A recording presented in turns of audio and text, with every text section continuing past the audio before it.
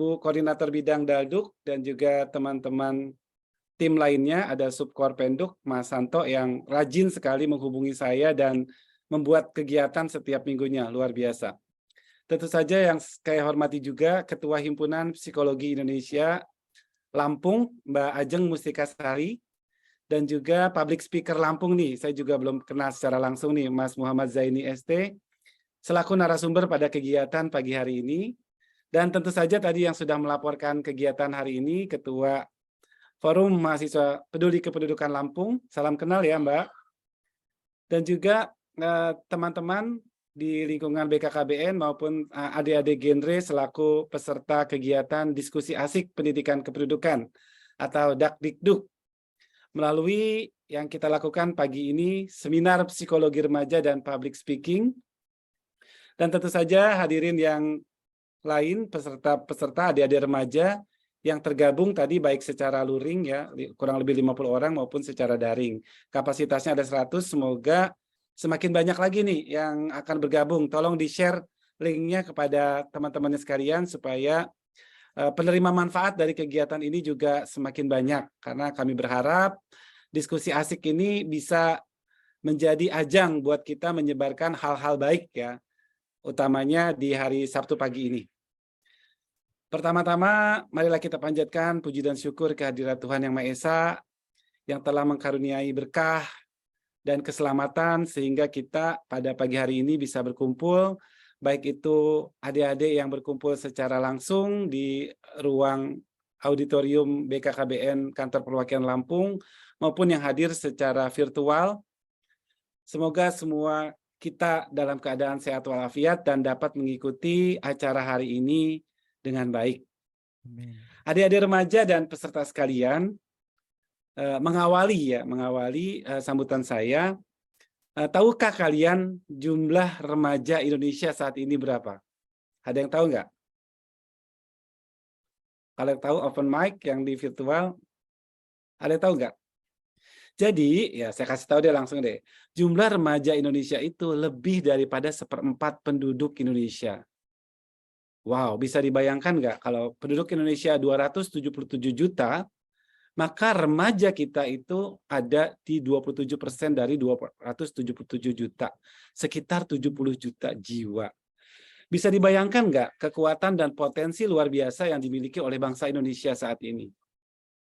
Kalau Presiden Soekarno bilang ya, berikan kepada saya 10 ya pemuda, maka saya akan guncangkan dunia. Nah, gimana kalau jumlah pemudanya ada 70 juta jiwa? Apa nggak bisa berguncang-guncang ini di dunia? Nah, paling tidak gambaran itu, potensi luar biasa yang dimiliki oleh remaja, potensi luar biasa yang dimiliki oleh Indonesia saat ini harus kita manfaatkan secara optimal. Nah, salah satunya dengan mengikuti webinar ini pastinya remaja-remaja kita akan bisa ya terpapar informasi-informasi positif, utamanya yang terkait dengan tema pada pagi hari ini, menjadi generasi unggul dan bebas stunting di era digital. Ini temanya menarik sekali nih. Sangat kekinian dan juga sangat peduli terhadap permasalahan bangsa. Karena yang menjadi PR bangsa Indonesia saat ini adalah bagaimana kita sama-sama mengawal ya sumber daya manusia Indonesia kita menjadi generasi yang unggul dan bebas stunting. Karena stunting menjadi bahaya bukan hanya saat ini tetapi juga bagi pembentukan generasi emas di 2045. Nah, tentu saja tidak dapat kita pungkiri adik-adik remaja bahwa saat ini kita sudah sampai di era digital ya. Yang orang-orang bilang ya, zaman ini adalah zaman digital gitu ya. Kita sudah masuk ke era digital. Setiap kita ya bukan hanya remaja nih ya, mau anak kecil ya, sampai kakek-kakek, sangat tergantung kepada apa yang namanya internet. Gadget, nah siapa dari kita yang nggak punya gadget? Mungkin punya 2 atau 3. Sangat tergantung kepada data. Dan juga teknologi-teknologi pendukung lainnya. Tentu saja hal itu baik, dalam tanda kutip ya, baik. Bisa menciptakan efisiensi dan fleksibilitas, bisa membantu kehidupan kita sehari-hari. Jadi kalau saya ingin menyampaikan kita sudah sampai kepada era digital dan kita sedang dalam tahapan transformasi digital. Apa itu transformasi digital? Yaitu proses dan strategi menggunakan teknologi, tentunya teknologi digital, yang secara drastis sudah mengubah kebiasaan hidup kita. Ya, mulai dari bangun tidur hingga menuju tidur kembali. Coba bayangkan siapa di antara kita yang ketika bangun tidur tidak buka gadgetnya. Sebelum tidur pasti sambil rebahan gitu ya, main-main gadgetnya, entah itu buka YouTube, atau browsing, atau nonton film.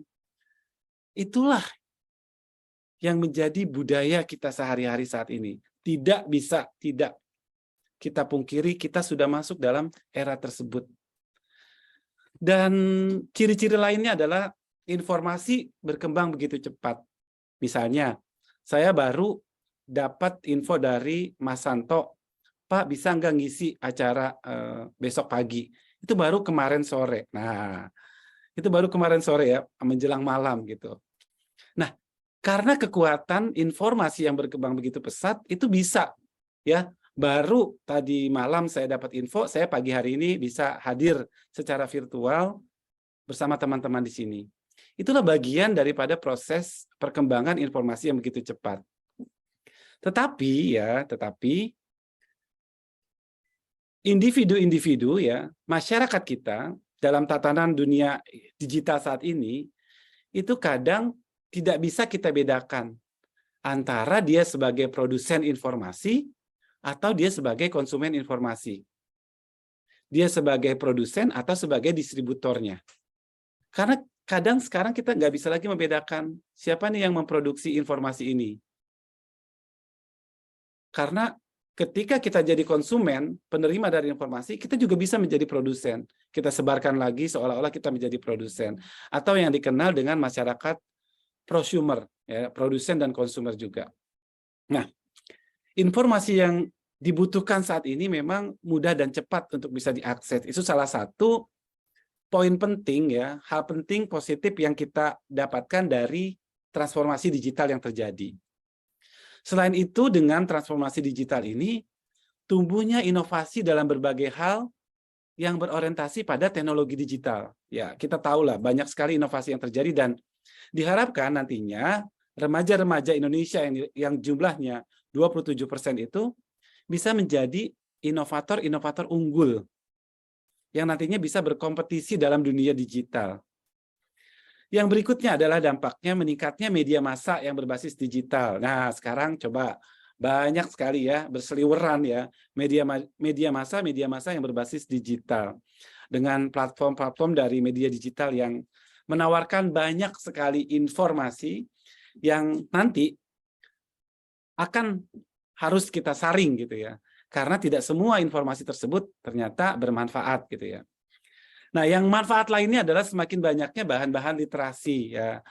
Kami juga di Direktorat Kerjasama Pendidikan Kependudukan punya banyak sekali video, infografis, kemudian buku, kemudian leaflet, flyer dan lain-lain terkait dengan literasi kependudukan yang bisa diakses baik secara online ya maupun bisa diakses langsung gitu.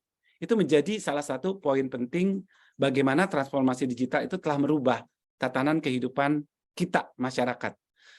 Selain itu yang tentu saja sehari-hari ya kita hadapi, sehari-hari kita manfaatkan, kita gunakan adalah bisnis-bisnis online. Tentu saja bisnis online ini ya membuka peluang gitu ya, membuka peluang bagi pertumbuhan ekonomi bangsa ini. Karena dengan harga yang relatif murah, kalau dulu ya, untuk bisa mendapatkan satu barang kita harus dari produsen, agen besar, agen menengah, agen kecil baru sampai kepada konsumen. Kalau sekarang dengan bisnis online ini dari produsen langsung bisa sampai kepada konsumen. Artinya kita bisa memangkas rantai pasok sehingga harganya menjadi lebih murah. Nah, kenapa beli online itu lebih murah? Itu salah satunya adalah itu. Kita sudah bisa memangkas rantai pasok. Nah, terkait tadi ya penggunaan media sosial di era digital, teman-teman perlu saya sampaikan ya, dari 277 juta penduduk Indonesia ya, 191,4 juta atau sekitar 70%-nya itu sekarang menggunakan media sosial. Ayo, siapa di antara teman-teman? Nggak mungkin, pasti nggak ada yang nggak punya media sosial. Jadi secara rata-rata nih ya datanya penduduk Indonesia itu menggunakan internet itu selama 3 jam 17 menit per harinya. Ini rata-rata ya. Kalau remaja mungkin 12 jam ya. Mulai dari bangun pagi ya, 5:30 sampai bahkan lebih mungkin ya sampai jam 9 malam terus internetnya nggak mati-mati gitu, digunakan gitu ya. Nah, tapi secara rata-rata karena banyak juga teman-teman kita yang berada di remote area yang belum terpapar internet, jadi secara rata-rata menggunakan internet 3 jam 17 menit. Nah, dari beberapa media sosial yang terfavorit nih ya, saya informasikan juga, yang paling banyak digunakan itu adalah WA ya. Ada 88% pengguna media sosial itu menggunakan WA. Kemudian yang kedua adalah IG. Nah, ini juga sangat tren di kalangan teman-teman remaja ya. Ada 84%. Kemudian Facebook yang berikutnya 81% dan yang berikutnya adalah TikTok. TikTok dan Twitter masing-masing 63 dan juga 62%. Nah, teman-teman sekalian, tentu saja dampak-dampak positif tadi ya terkait dengan era digital itu ada juga yang namanya dampak negatifnya. Pastinya ya, apalagi era pandemi ya, semua orang menggunakan media sosial. Tetapi yang muncul adalah maraknya narasi-narasi intoleransi dan anti Pancasila. Itu disinyalir menjadi salah satu dampak negatif era digital di era pandemi ini. Jadi orang semakin banyak bermedia sosial, mereka tidak lagi melihat ya beritanya itu benar atau salah, ya salah satunya itu hoax ya.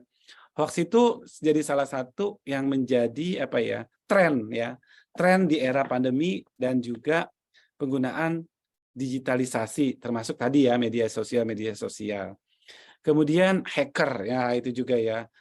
Remaja-remaja kita kan rasa ingin tahunya tinggi, kemudian dia pandai ya, pandai menggunakan teknologi, akhirnya bisa digunakan secara negatif menjadi hacker. Dan yang tidak kalah penting adalah pornografi, ya itu. Karena sambil rebahan mungkin ya, terus apa sih yang di-browsing, akhirnya rasa ingin tahunya tinggi, kemudian mengakses situs-situs pornografi. Jadi selain positif side yang kita dapatkan dari era digital ini ada banyak juga negatif side. Makanya webinar pada pagi hari ini itu sangat penting teman-teman. Salah satunya oleh Mas Jaini nanti ya. Bagaimana kita menjadi seorang komunikator ya. Public speaking yang bagus. Bagaimana kita bisa menyaring informasi-informasi yang kita dapatkan menjadi informasi yang berguna, yang positif.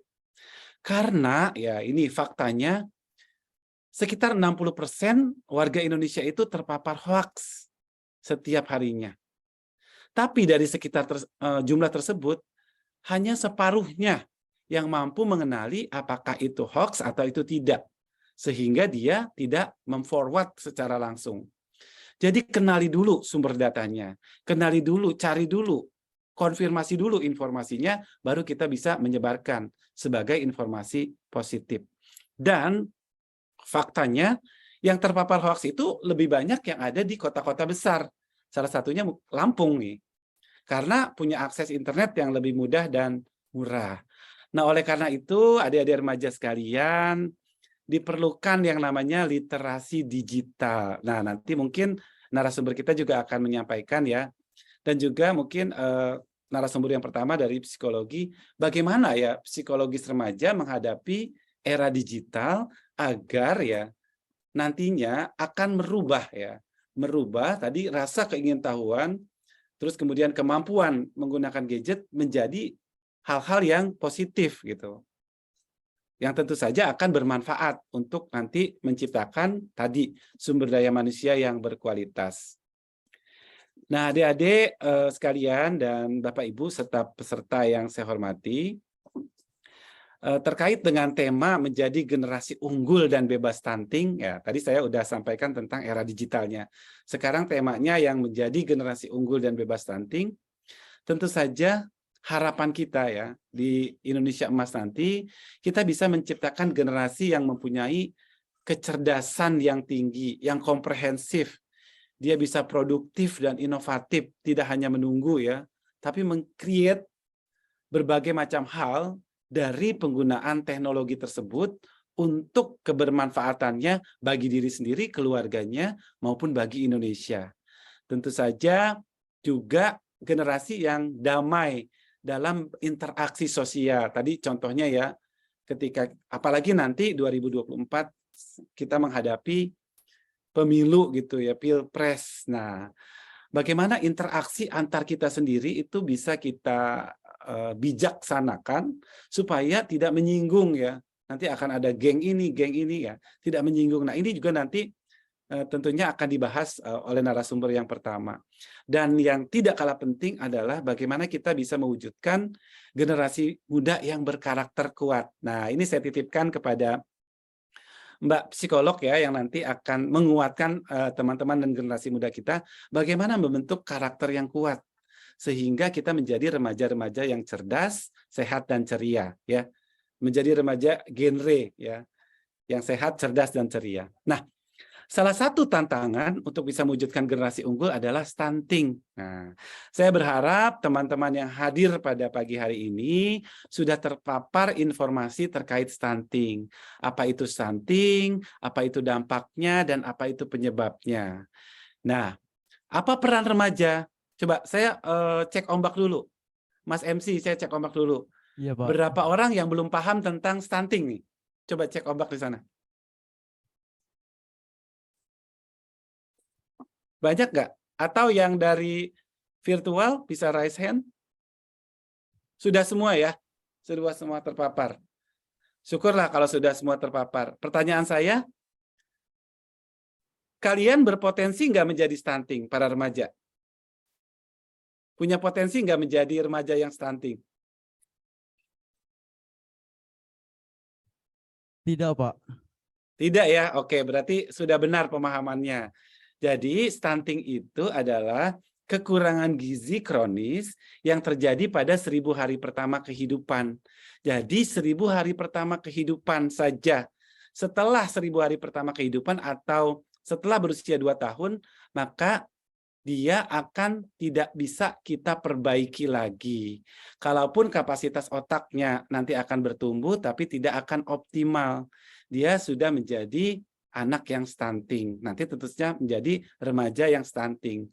Tapi kalau kalian sebagai remaja tidak bisa, kalian tiba-tiba jadi stunting, itu nggak bisa ya. Nah, oleh karena itu, apa dampaknya? Yang paling bisa dilihat adalah dia lebih pendek dari standar anak seusianya. Itu ciri-ciri anak stunting. Nah, kemudian dampaknya apa yang lain? Yang tadi yang saya bilang, karena pembentukan otak itu 96% terjadi pada 1000 hari pertama kehidupan atau sebelum 2 tahun, maka setelah 2 tahun itu kapasitas otaknya tidak bisa bertambah lagi menjadi optimal dibandingkan anak-anak yang tidak kekurangan gizi kronis tersebut. Sehingga dia menjadi remaja yang lola ya. Nah, kalau ada remaja yang lola, pendek, nah mungkin dia dulunya adalah anak yang stunting. Nah, tentu saja ketika dia jadi remaja lola, dia menjadi generasi yang produktif, akhirnya dia tidak produktif, dia sakit-sakitan. Dan anak-anak yang dulunya stunting ketika dia memasuki usia 40, dia akan rentan mengidap penyakit kardiovaskuler, darah tinggi, stroke, jantung, obesitas, dan lain-lain. Dan teman-temannya stroke ya.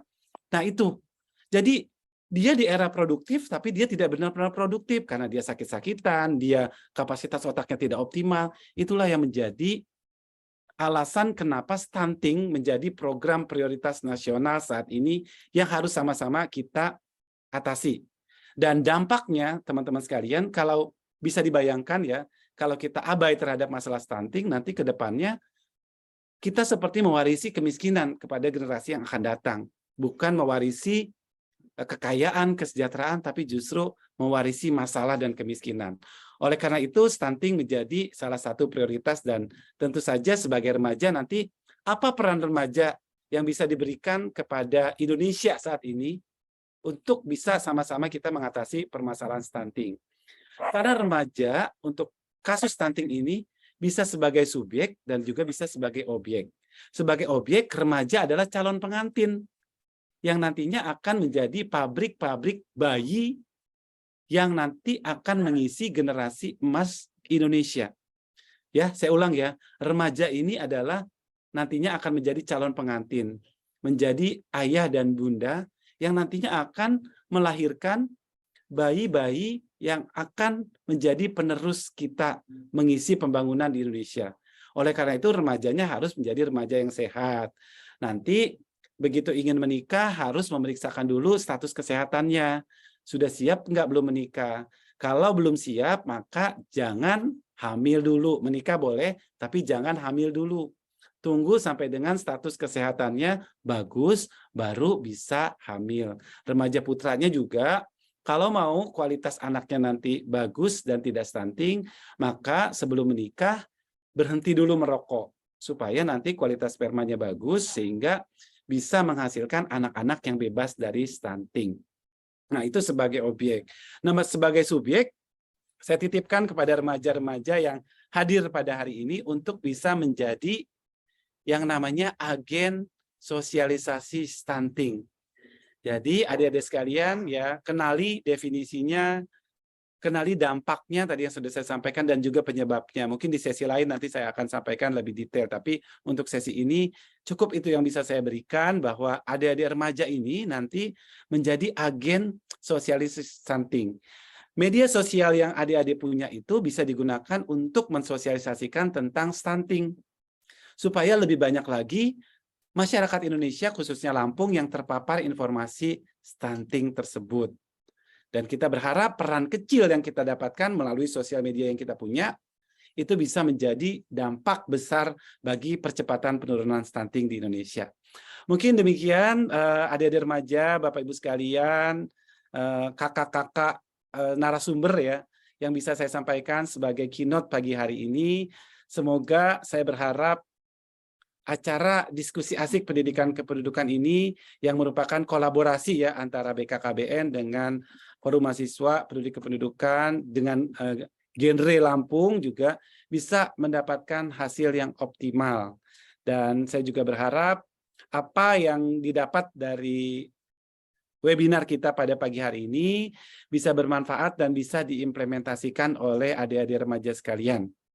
Demikian beberapa hal yang bisa saya sampaikan sebagai pengantar ya dalam kegiatan seminar psikologi remaja dan public speaking ini, yang sama-sama kita kemas dalam bentuk diskusi asik ya. Namanya diskusi asik, kita tidak perlu formal-formal, yang penting apa yang dideliver oleh narasumber kita diskusikan dan bisa sampai, dan bisa, yang penting adalah bisa sampai dan bisa berdampak ya, bisa menyebabkan perubahan perilaku dari para pendengar dan para pesertanya.